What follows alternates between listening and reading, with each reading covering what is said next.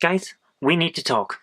Okay, there's this article on Bloomberg at the moment, and Casey Neistat's just been talking about it. Link in the description bar below. It's saying success on YouTube means that you might not get above the poverty line. And yeah, that might be true in some circumstances, but I want to talk about what success on YouTube actually means. What do you define as success in anything in general? I would define it as achieving my goals. And that's what you have to remember. Success on YouTube. What are you wanting from YouTube? What's going to make you feel like a success? For me, getting my videos seen by anyone. That's pretty good success. I make a video, I want it to be seen, it was seen, that's a success. Might be a minor one for some people, might be a major one for others. Some people aren't doing this for monetary reasons, they just want a little bit of acknowledgement that they put some effort in. That's success. Success for them. I don't see why it shouldn't be success under those circumstances if that's what they want. What are you looking for? Are you looking for something that will pay the bills for you? If so, then success on YouTube would mean your videos paying the bills.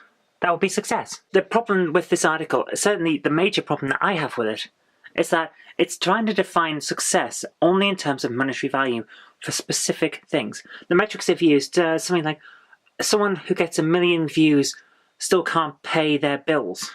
Well, yeah, then they haven't succeeded. Unless, by their definition, they were aiming to get 1 million views, then they've succeeded. Maybe they weren't wanting to pay their bills. That's the interesting thing. It comes back, I think, to the issue of the current apocalypse that we've got, where there's an awful lot of people saying, well, I can't get the monetization anymore. Well, yeah, that's going to be a big problem for a lot of people. But it doesn't mean that they have to quit. It doesn't mean that they're not a success, because success comes in different forms. Like, take out, for example, my own thing. My games here. I run Game Hammer. I do a review every week. For me, my success on that show was never to make money off it. It wasn't to make a living off doing these reviews. That was never the idea. It was nice to get a little bit of pocket money that could go into getting some more games. Yeah, sure, because then it perpetuates the hobby that I've got. But for me, Game Hammer is about sharing my love of games.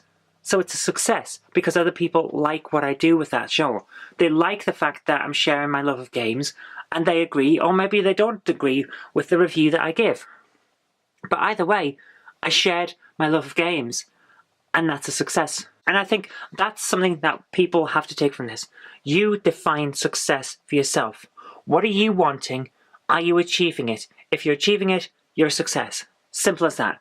Don't let an article that is only going about money tell you whether you are going to be valuable to yourself or not. Unless money is exactly what you're going for. In which case, it just means you've got to try harder. You've got to keep going for a bit longer. And if you're going to do that anyway, what's going to stop you? A newspaper article? I don't think so. If you're aiming for the top, you're going to go and aim for the top regardless. So good luck to you, but there you are. Right, let's get on with the day. Oh, the weather outside is frightful. I mean, absolutely frightful. The wind is rocking the car when it gets up high. It's ridiculous, but it's one of those things. I've just been out with Jen. She's been to the specialist to see the results of some scans on her knees, and I think she's going to be okay. It's going to require physiotherapy. Not as intense physiotherapy as she's had in the past, but I think she's pleased and I'm pleased. So I've had a little morning out as well. Went over to Chorley, had a look around. Wasn't the best idea to do it in this weather, but Chorley's actually quite nice, so I'm happy to have gone there. Oh my goodness, now I'm just waiting for her. She's in the model shop now. Basically having a quick look there, because it gets her out and about, you know. We've been cooped up in the house for days. What with my pulmonary embolism, which I'm recovering from now. I've had the all clear yesterday. I'm getting better. Still problems with the muscles, but mainly because that was intense. Like, I've pulled muscles, basically. But I'm going to be okay once they heal up, so I'm happy. She's happy, but we've been stuck in the house, so I'm letting her wander out. Makes her sound like a caged animal, but what I mean is, she's getting cooped up and needs to just go and see people and talk to people and see that and stuff like that. All in all, very good morning, very good news, and hopefully everything will be better from now here on in. And it's all uphill now. Not downhill, all downhill now, getting back to the good spot. I'm waffling. Let's go home. A short while later. had to change my chair. My other one collapsed on me not long after I'd finished the talk about the wedding video. Oh my god, this is cold. But it's been a pretty good day so far. So we were out in Chorley and naturally popped into CX to have a look around. Because that's what you do when you're collecting. You look for places that might have stuff that you're collecting. Found some good stuff. It's getting harder and harder to find PlayStation 2 games. It's got the point where the last 700 and odd that we need are not the common ones. We are now, because of what I've just picked up, past 65%, and the ones that are left are less common, let's put it that way. But I found a game that I adored when I was younger. Played a fair amount on the PC version that a friend had and I borrowed. Played a fair amount on the SNES version that a friend had and I didn't borrow because I didn't have a SNES at the time. But now I do, and now I've got the game, The Lost Vikings. Good condition copy. It did have a few marks on the front, but it was like smudges and bits of stuck old chocolate and things like that. Kids get these grubby, but I've rubbed it with a wet cloth while I was waiting for Jen, while I was out in the car, waiting for her to come out the train shop, and it looks pretty good now. So I'm looking forward to giving that a try later on when I finish work.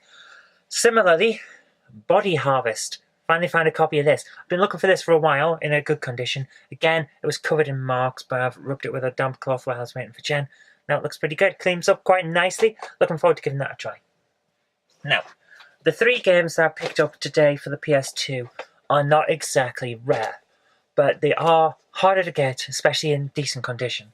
First one is International Pool Championships, which Jen thought we had, but it turns out we don't. It was International Q. I keep calling it International Cool Club, and I don't know why. International Q Club. Manual in good condition, game in reasonable condition, case in reasonable condition. Pretty good. It's who's it by? It's Play It. It's one of those budget label ones. So that's why it's difficult to find them sometimes, because these budget label ones weren't mass produced to the same extent as some of the other games, which means it's difficult to find them later on. This one, I didn't even know it was a one that existed. It's a very early title in the 2000s. NBA Hoops. Very cheap, because it just is. It's not one I've looked for an awful lot, but in reasonable condition. And last but not least, finally we have MotoGP 2. I've had 1, 3, and 4 for ages, not 2. So I'll probably do a Game Hammer review of all 4 of them all together.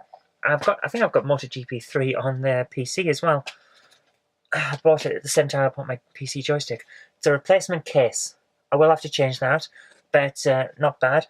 The inlay's in decent condition, the game's in decent condition. The manual is in very good condition, and so is the insert, the bump. Talking about the DualShock 2 and the memory card. That's how early this game is. They were still advertising the fact that memory cards and the new controllers were required. One of those things. When is it from? Yeah, 2001. So it needs a black case, to be honest with you, because the blue ones came in 2002, didn't they? Or was it very late 2001? It's one of the two. Anyway, I've got some work to do. That's the pickups. Not bad, I think you'll agree. So, let's get on with what I need to do. Oh man, I'm really not quite used to this chair. It's a kitchen chair. I've just basically pitched it in the kitchen. Instead of my big, nice leather one, which I can relax in and play big games. This one, it makes you sit upright. It's probably better for me in the long term, but my goodness, I'm not as keen. But the idea today, I've got to work on some scripts. We've paused the comics still. I haven't brought them back since I've been injured. But we're doing Game Hammer again, and CPC, and I've launched that. Link in the description if you haven't seen it yet. I think it's pretty good. But we're bringing back Game Hammer tomorrow, properly. So I need to make sure the scripts are ready. But I've got 3 scripts I want to do. 2 of them are almost fully done. The 3rd one I'll do later on tonight. Just want to go through them at the moment. Make sure they're alright. It's an oddity because I know that they're pretty good. I'm trying a different tack with them. They're different. I've decided that the best thing to do is take the sketches that I do at the start of each Game Hammer and sort of spread it through the entire review. Instead of having sketch and then proper review, it'll be a sketch review, like a short film. Basically, you know how I did the Silent Hill one, the Frankenstein one, the Doom ones, things like that, where I'm actually part of the sketch doing the review. And it becomes something that's worth watching because it's different, it's unique. No one else is doing that particular thing in that particular style. That's what I want to go for. It's what I want to make Game Hammer about. So it's different to CP Scene. It's different to a quick Let's Play that I might do on a short game that you can get a very good impression of quickly from one playthrough and stuff like that. I think that's the way forward for this. Then I can get that content moving and make it something that people might actually want to watch. And also, I want to make more short films, and this is a good way to do it. So, that's what I'm doing with these. And I know that I've got the script for it, it works, but I just want to make sure I've got everything in it that I want to say before we say it. So, that's the idea for today. Let's get on with it. Today's video is brought to you by my graphic novels, The Collected Life of Naughty Mouse, Volume 1, All Over the House, Volume 1, and All Over the House, Volume 2. Thank you.